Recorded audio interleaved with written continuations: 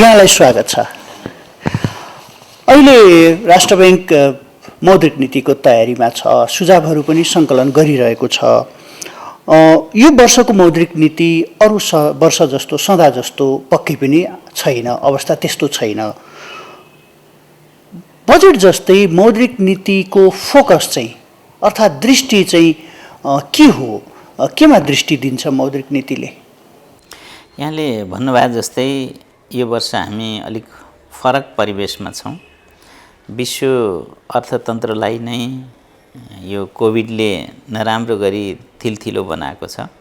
अब मौद्रिक नीति अर्थतन्त्रभित्रको एउटा बाटो भएको हिसाबले हाम्रो मेन चाहिँ कन्सन्ट्रेसन नै अब यो कोभिडले थलिएको अर्थतन्त्रलाई कसरी उकास्ने भन्ने हिसाबले नै जाने हो।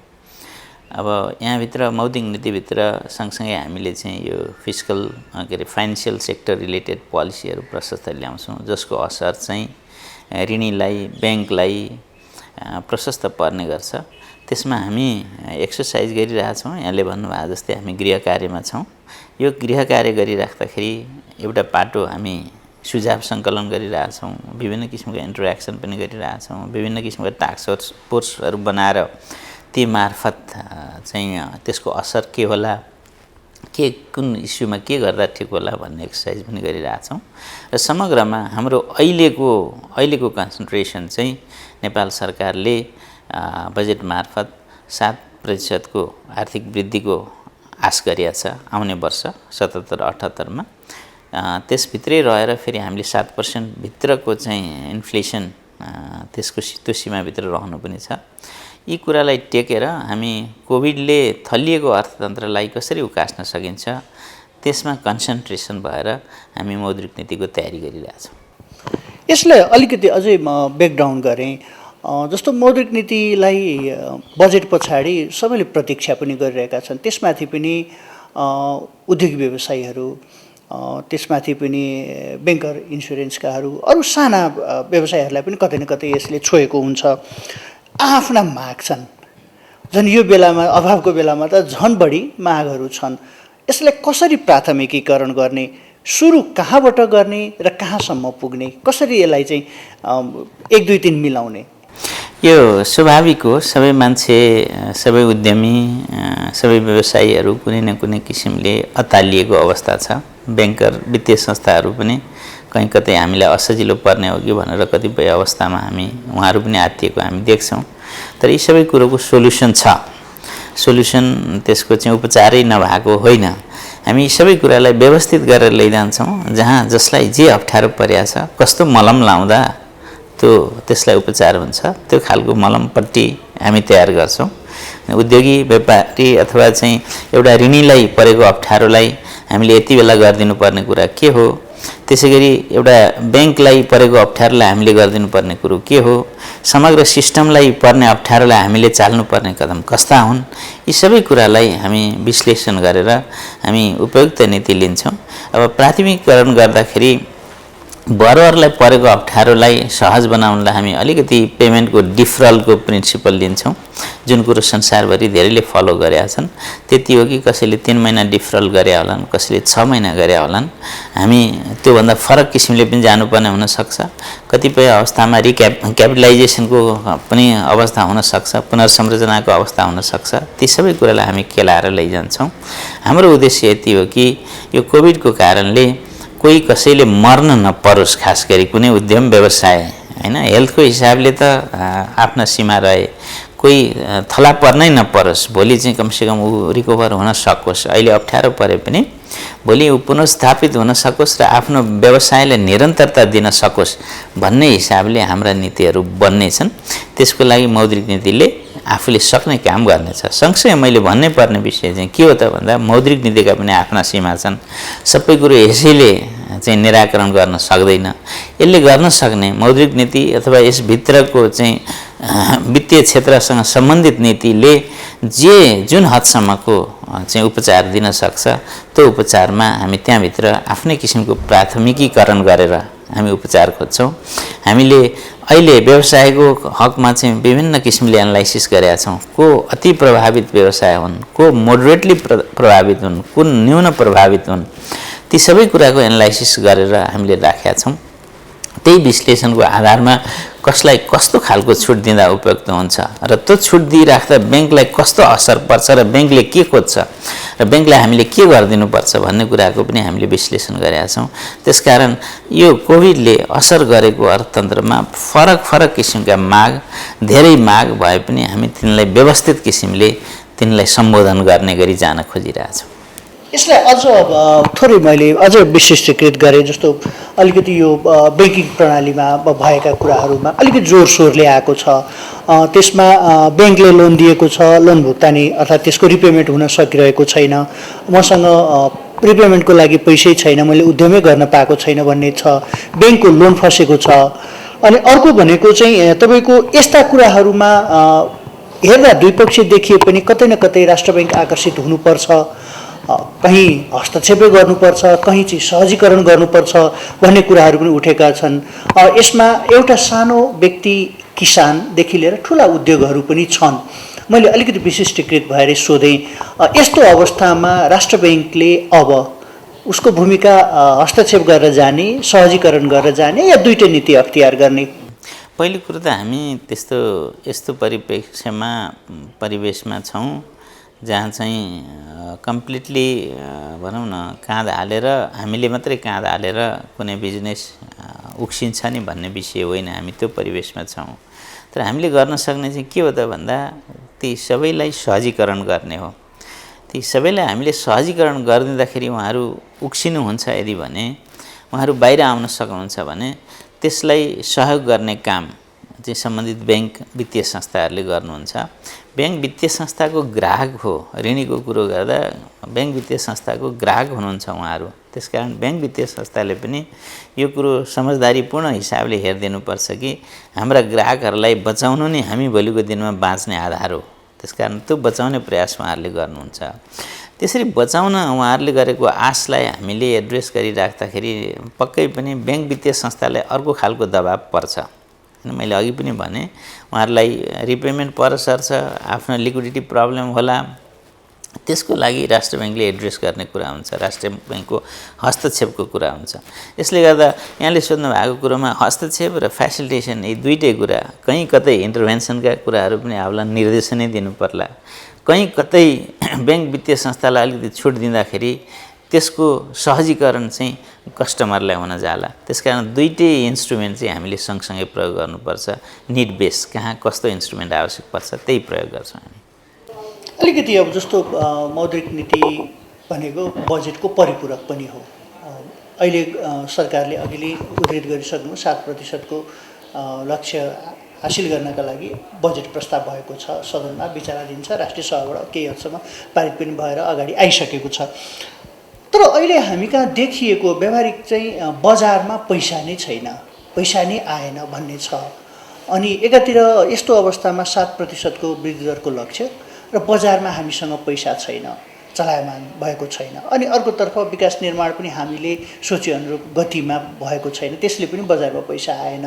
यो कता कता अलिकति नमिले जस्तो, हामीले लक्ष्य चाहिँ ठुलो राखेको तर बजार चाहिँ त्यसको लागि तयार नभएको अवस्था एकातिर पनि।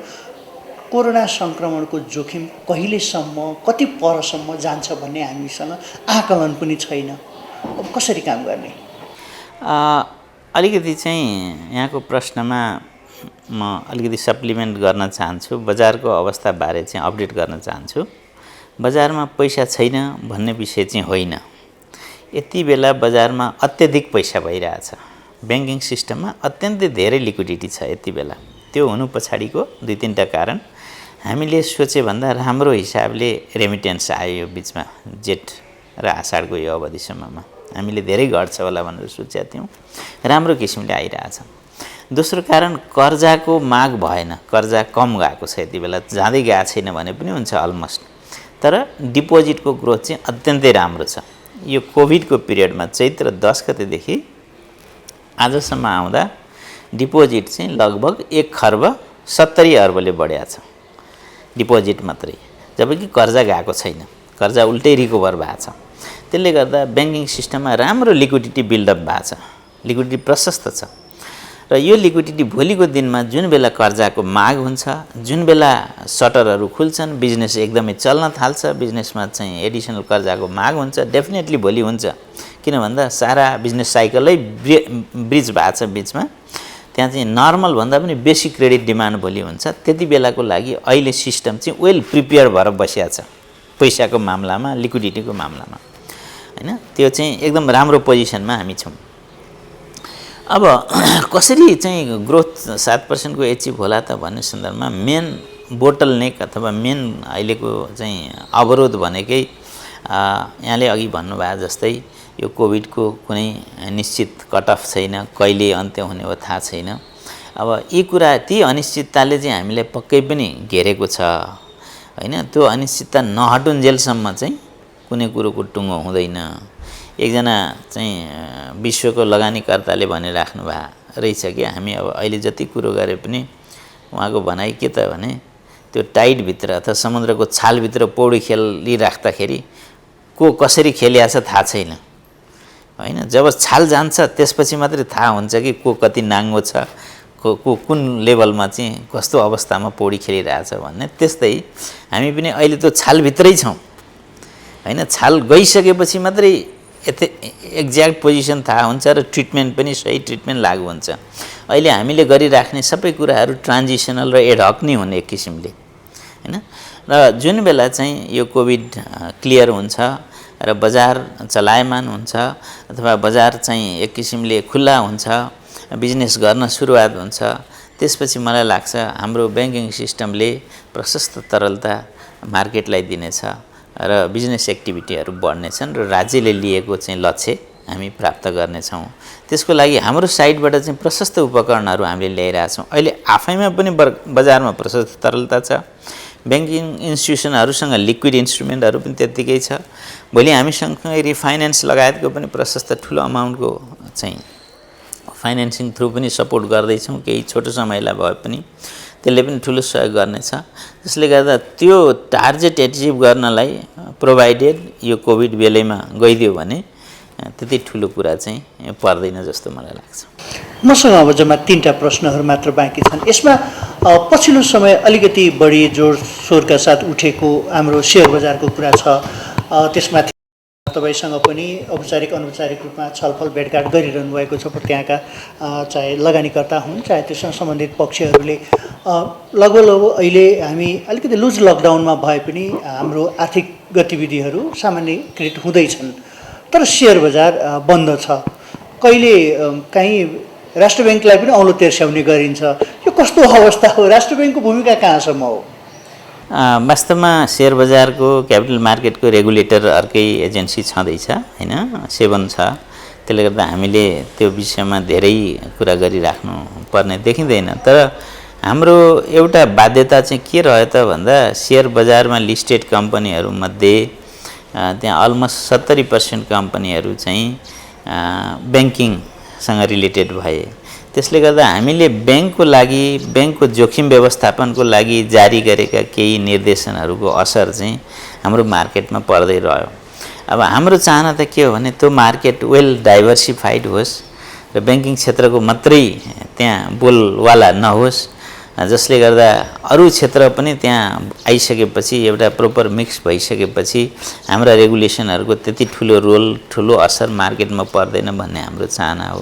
तैपनि अहिले मार्केट खोल्ने चाहिँ चाहना धेरैको देखिन्छ। खोल्नुपर्ने पनि हो, सधैँ बन्द गर्ने विषय पनि होइन। हामी मोनेटरी पोलिसी मार्फत केही न केही मेजरहरू उहाँहरूको चाहना अनुसारको केही न केही उपचारहरू हामी ल्याउने नै छौँ। अहिलेलाई खास गरी 3-4 विषयहरू उहाँहरूले ल्याउनु भएको छ। एउटा चाहिँ यो पेमेन्ट सेटलमेन्टको लागि चाहिँ त्यहाँ भएको ट्रेडिङ भएको अमाउन्ट चाहिँ सजिलै अनलाइन मार्फतै पेमेन्ट होस् भन्ने माग छ। त्यसमा चाहिँ अहिले प्रिभेलिङ व्यवस्था पनि छ, नभए होइन, तर त्यसलाई अपरेसनलाइज गर्न अलिअलि केही हर्डल्सहरू रहेछन्, तिनलाई हामी क्लियर गर्न खोजिरहेछौँ। त्यो चाहिँ केही टेक्निकल इस्युहरूको कारणले हो, व्यवस्था नभए चाहिँ होइन। 10 लाखभन्दा माथिको पनि पेमेन्ट चाहिँ अनलाइन खास गरी मोबाइल ब्याङ्किङहरू मार्फत होस्, कनेक्ट आइपिएस मार्फत होस् भन्ने खालको कुरा छ। त्यसलाई हामी थप सरल गर्छौँ, टेक्निकल इस्युहरू रिजल्भ गर्छौँ सम्बन्धित एजेन्सीसँग कोलाबोरेट गरेर। त्यसै गरी अरू केही जस्तो 180 दिनको एभरेज प्राइसलाई 120 दिन झार्नुपर्ने, त्यसै गरी चाहिँ मार्जिनको विषयमा लोन टु भ्यालु रेसियो जुन छ त्यसलाई केही एडजस्ट गर्नुपर्ने जस्ता कुराहरू छन्। त्यस्तै मार्जिन कल को चाहिँ केही मार्जिनसम्म नगर्दा पनि हुने व्यवस्था हुनुपर्ने जस्ता कुराहरू राख्नु भएको छ।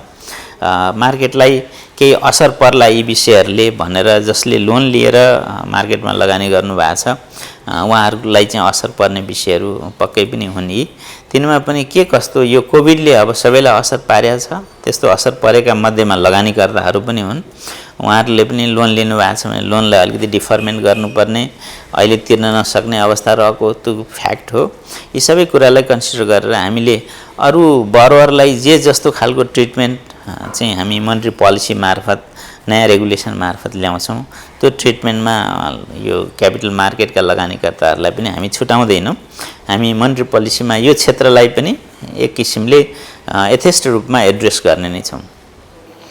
यसमा मेरो अब अन्तिममा एउटा प्रश्न, सधैँभरि दोहोरिएर तेरिएर कहिले अर्थमन्त्रीलाई कहिले गभर्नरलाई सोधिरहने एउटा प्रश्न, भनिन्छ हाम्रो औपचारिक अर्थतन्त्र र आर्थिक प्रक्रिया सँगसँगै अनौपचारिक अर्थतन्त्र पनि छ, त्यहाँ ठुलो हिस्सा छ, पैसाको नगदको ठुलो हिस्सा छ, त्यसलाई औपचारिक प्रणालीमा ल्याउनुपर्छ भन्ने आवाज पनि उठिरहेको छ। एज अ गभर्नर के भन्नुहुन्छ ती अनौपचारिक क्षेत्रमा छरिएर रहेका पुँजीहरूलाई पुँजीकृत गर्नको लागि मौद्रिक नीतिले केही गर्दैछ या होइन, त्यसलाई कुनै औद्योगिक या उत्पादनमूलक क्षेत्रमा ल्याउन सकिन्छ? यदि चाहनुहुन्छ भने केही सम्बोधन गर्नुहुन्छ?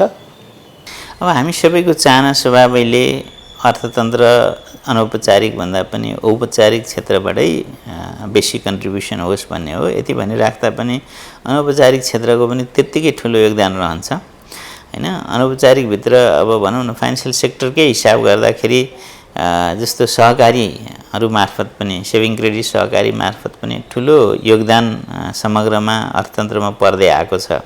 जुन कुरो हामी ब्याङ्किङ सिस्टमको सिधा हेर्दाखेरि हामी भन्दैनौँ, काउन्ट गर्दैनौँ त्यसको योगदान। त्यसले गर्दा अब यो एउटा विकासक्रमले पनि गभर्न गर्ने विषय हो, अर्को सुशासनको हिसाबले पनि गभर्न गर्ने विषय हो।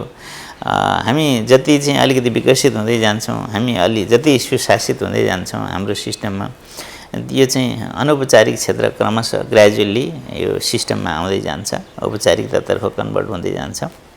त्यसै गरी उद्यमी व्यवसायीहरू जति अलिकति फर्मल हुँदै जान्छन्, जति औपचारिक रूपमा चाहिँ इस्ट्याब्लिसमेन्ट हुने र त्यो चाहिँ सिस्टमभित्र बसेर काम गर्न खोज्छन्, त्यसपछि चाहिँ क्रमशः अनौपचारिक क्षेत्र पनि ग्रेजुअली घट्दै जान्छ। हाम्रो चाहना र हाम्रा नीतिहरू चाहिँ अनौपचारिक क्षेत्रलाई क्रमशः घटाउने र औपचारिक क्षेत्रतर्फ अर्थतन्त्रलाई डोर्याउने नै हाम्रो उद्देश्य रहन्छ। अन्तिममा मौद्रिक नीति सार्वजनिक गर्ने तयारी भइरहेको छ, कहाँसम्म पुगेको छ र कहिले हामी जारी गर्छौँ? अहिले हामी अब आन्तरिक गृह कार्यमा छौँ, फिडब्याकहरू लिइरहेका छौँ, धेरै कुराहरू आइ पनि सकेका छन्। हामीले बिचमा यो पुनर्कर्जा सम्बन्धी कार्यविधिको एक्सपोजर ड्राफ्ट पनि पब्लिक गऱ्यौँ, त्यसमा पनि प्रशस्त फिडब्याक पाएका छौँ।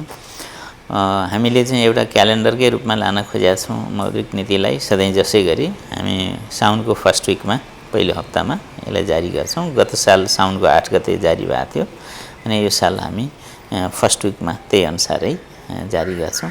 यो चाहिँ रुटिन हो। यसको पछाडि केही कारणहरू पनि छन्। इयर इनको चाहिँ असर हुन्छ, अर्को वर्षको लागि आउने विषयहरू हुन्छन्, त्यहाँ केही एडजस्टमेन्टहरू, वर्षको अन्त्यको चाहिँ रिफ्लेक्सनहरू, त्यहाँ कयौँ कुराहरू पर्न पनि सक्छ। त्यसले गर्दा हामी साउनको फर्स्ट विकलाई टार्गेट गरेका छौँ।